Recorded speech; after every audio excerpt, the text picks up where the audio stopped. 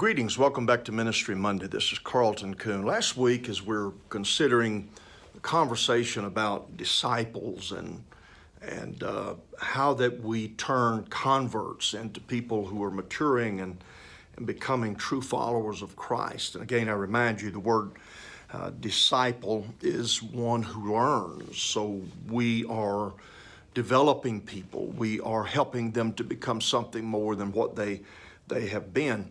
And last week, I introduced the importance of creating these relationships, that a newcomer will only stay if they have friends in the church. That's the case even if they're people who are born again and they relocate from elsewhere. If they do not integrate, if they do not connect with people in the congregation, they won't stay long.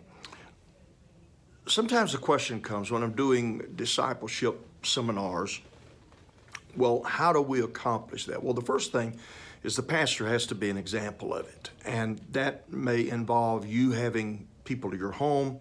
It may be you going to dinner, Sunday lunch, whatever the case might be, with newcomers to the church. And in those instances, it's best if there can be a family who have been part of the church for a period of time who also come along, because then it's not just you as the pastor, one person connecting, but you're bringing someone else in to participate as well.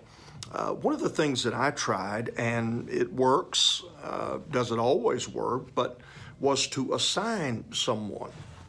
See those people. They're new to our church. And would you connect with them? You say, well, that's kind of seems forced. It is. But the problem is if it's everybody's job, then it ends up being nobody's job. And there are times when I offered to pay their bill for Dairy Queen or whatever they took them to, just to get them out there. As a pastor, know who your Barnabases are. Barnabas was the one who took Paul under wing when everybody else in the church in Jerusalem would not receive him. They were frightened of him. Who are your Barnabases? Those are the people who will most likely be willing to engage with these newcomers. And so know who those people are. Know the people who can bridge the gap between having been in the church a long time and this person who is brand new to the body of Christ. And those are the people to kind of give an assignment to and then check back with them. The other thing is to look for people's interests.